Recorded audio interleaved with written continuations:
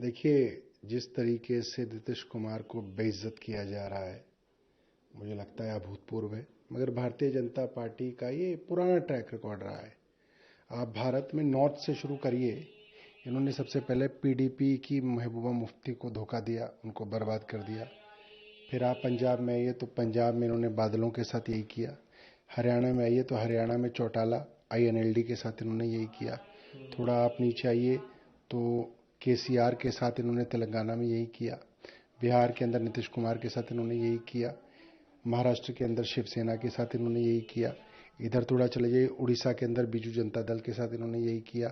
तमिलनाडु में आ जाइए तो एआईएडीएमके के साथ इन्होंने यही किया। असम गण परिषद के साथ इन्होंने किया। तो बीजेपी का एक कैरेक्टर रहा है कि इन्होंने ये पहले एक छोटे पार्टनर बन के, छोटा भाई बन के किसी राज्य के अंदर एंट्री करते हैं, सरकार के अंदर धीरे धीरे घुसते हैं और फिर दूसरा जो सहयोगी दल होता है उसको इस तरीके से अंदर से खत्म करते हैं, दीमक की तरह, कि उस पार्टी को और उस नेता को पूरी तरीके से खा जाते हैं। ऐसे ये नवीन पटनायक को खा गए, ऐसे ये नीतीश कुमार को खा जाएंगे। और आप इस बात की देखिए कि शुरुआत कब से हुई। जब 2024 के चुनाव से पहले नीतीश कुमार हर राज्य में घूमे और उन्होंने एक इंडिया गठबंधन तैयार किया, तो उनको सबसे बड़ा धोखा कांग्रेस ने दिया। भाई, जो आदमी हर राज्य में घूम घूम के जिसने इंडिया गठबंधन तैयार किया, आपने उसको ही बेइज्जत करके पहले निकाल दिया। तो भारतीय जनता पार्टी को इसका आइडिया हो गया कि भाई ये नीतीश कुमार कल को हमारे लिए दिक्कत कर सकता है। जो आदमी 2024 के चुनाव से पहले प्रधानमंत्री बनना चाहता था, आज आपने उसकी ऐसी दुर्दशा कर दी, या ऐसी दुर्दशा देखने में आ रही है कि वो आदमी कह रहा कि भैया मुझे माफ करो, मुझे अब राज्यसभा जाना है। तो ऐसा क्या हुआ? और इन चीजों की भी जांच होनी चाहिए कि क्या इस तरीके से बड़े बड़े नेताओं को कुछ ऐसे पदार्थ खिला दिए जाते हैं या इंजेक्ट कर दिए जाते हैं कि वो एक तरीके से खत्म हो जाते हैं। ये कौन करता है मैं नहीं जानता, मगर इस चीज का नीतीश कुमार के परिवार वालों को कोई ना कोई उनकी मेडिकल जांच करानी चाहिए प्रॉपर, और हिंदुस्तान में ना करा के कहीं न्यूट्रल जगह पे करानी चाहिए, जहां पे पता चले कहीं ऐसा तो नहीं कि इस आदमी को किसी साजिश के तहत न्यूट्रलाइज तो नहीं किया गया। सर, अगर नेपाल की बात करें तो नेपाल में सत्ता पलट के बाद तख्ता पलट हुआ, उसके बाद आज चुनाव हुए, उसमें सुशीला कार्की पहली महिला प्रधानमंत्री जो है वो बनने जा रही है। कैसे आप इसे देखते देखिए, मेरे को बहुत ज़्यादा जानकारी नहीं है, मगर अगर नेपाल के अंदर एक जो है न्यूट्रल और फेयर एंड फ्री इलेक्शन हुए हैं, तो हमारी तरफ से जो भी नई सरकार चुनी जाती है उसको बहुत बहुत शुभकामनाएं। हिंदुस्तान के लिए बहुत ज़रूरी है कि उसके आसपास के जो देश हैं वो स्टेबल रहें, वहाँ पे शांति बहाल रहे। उससे पूरे पूरे सब कॉन्टिनेंट के अंदर शांति रहेगी। सर, एक सवाल ये भी है कि कांग्रेस, चूंकि तमिलनाडु में भी चुनाव है तो वहाँ पर कांग्रेस को 28 असेंबली सीटें जो हैं वो मिल रही हैं। इसके साथ साथ राज्यसभा की भी कुछ सीटें ऑफर की गई है।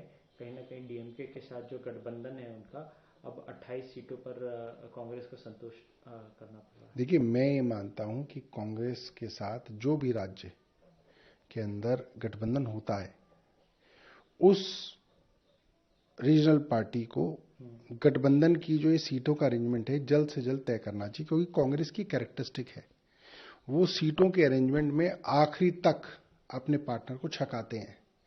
और जो रीजनल पार्टी होती है, जो बड़ा पार्टनर होता है, वो इनके साथ ही जो है दिन रात मीटिंगों के अंदर जो है वो बर्बाद कर देता है और वो अपनी कैंपेन नहीं कर पाता। जो इन्होंने तेजस्वी यादव के साथ भी किया, जो इन्होंने 2024 के लोकसभा इलेक्शन में भी किया, कि आखिरी समय तक इन्होंने अलायंस पार्टनर्स के साथ सीटें जो हैं तय नहीं की।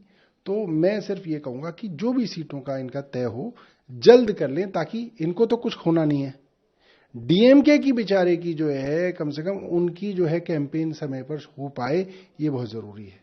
सर, जिस प्रकार के हालात ईरान के साथ हैं मौजूदा वक्त में और जो युद्ध का माहौल है, इन परिस्थितियों को देखते हुए महबूबा मुफ्ती ने सरकार की चुप्पी पर सवाल उठाया। उन्होंने कहा कि ईरान ऐसे वक्त में हमारे साथ था जब हमारे पास डॉलर्स नहीं थे, पेट्रो डॉलर्स नहीं थे। उस समय हमने भारतीय रुपीस में जो है तेल खरीदा था ईरान से। ऐसी परिस्थिति में भारत की चुप्पी काफी सवाल खड़ा करती है। देखिए, यहां पे मामला ईरान का नहीं है। ये बिल्कुल इसी तरीके से जब रशिया का युद्ध हो रहा था तब भी भारत जो है लगभग चुप रहा। अब ये युद्ध अमेरिका और इजराइल का युद्ध हो रहा है, एक तरफ है, अभी भी भारत जो है चुप है।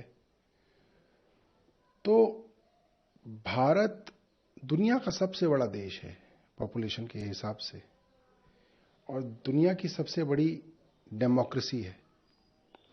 जब ऐसे समय में स्पेन और फ्रांस जैसे छोटे छोटे देश भी अमेरिका को कह रहे हैं कि आप जो कर रहे हैं वो अंतर्राष्ट्रीय नियम कानूनों के खिलाफ है, आपको ऐसा नहीं करना चाहिए, ऐसे में भारत चुप है, उससे जो है ऐसा महसूस होता है कि भारत की कोई ऐसी कमजोर नस डोनाल्ड ट्रंप के पास है, प्रधानमंत्री के कुछ ऐसे राज डोनाल्ड ट्रंप के पास हैं जिसकी वजह से प्रधानमंत्री लगभग नीतीश कुमार बन गए हैं।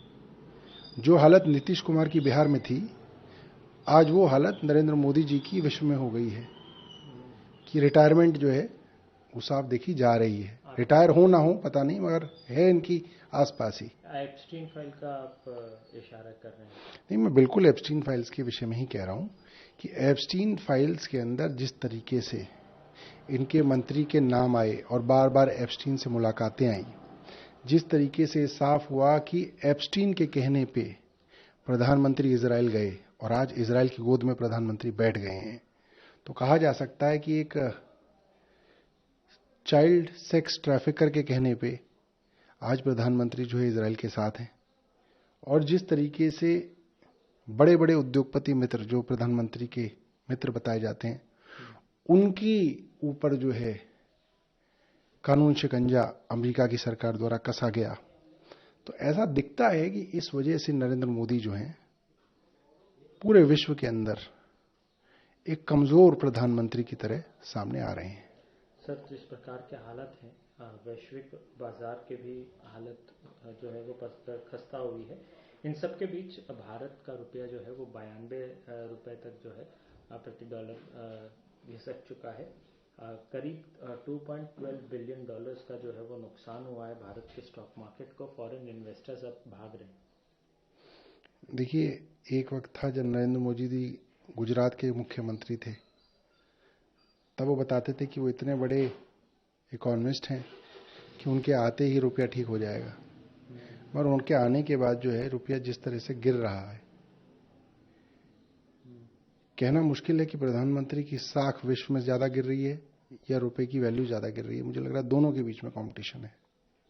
सर, इस समय जिस प्रकार से अजीत पवार जी का देहांत हुआ, जिस प्रकार के एक्सीडेंट में वो चल बसे, इन सब के बीच रोहित पवार जो उनके भतीजे हैं, उन्होंने अब सभी पार्टियों के नेताओं से मुलाकात शुरू कर दी है। उद्धव ठाकरे से भी मिले, एफआईआर की लगातार डिमांड कर रहे हैं वो, और उन्होंने कहा है कि उनके पास तमाम सबूत हैं जहां जहां लूप होल्स हैं। वो इशारा कर रहे हैं कि ये केवल साधारण एक्सीडेंट नहीं बल्कि एक गहरी साजिश है। देखिए, मुझे ऐसा लगता है कि जब किसी के घर का कोई मरता है और 3 दिन बाद आप शपथ लेके मंत्री बनने के लिए व्याकुलता दिखाते हैं, ऐसे में आपके लिए किसी के मन में हमदर्दी नहीं रहती। इससे पता चलता है कि आप और आपका पूरा का पूरा परिवार सत्ता का भूखा था। सत्ता के लिए आपने अपनी पार्टी की पीठ में छुरा घोंपा, आपने अपने सगे चाचा को धोखा दिया, आपने महाराष्ट्र की जनता को धोखा दिया, और उसी सत्ता के कारण आप जब मर गए तो आपकी पत्नी 3 दिन बाद शपथ ले रही है। तो ऐसे परिवार के विषय में जो है कोई सहानुभूति मुझे लगता है किसी के मन में नहीं होनी चाहिए। हमारे मन में तो बिल्कुल नहीं है।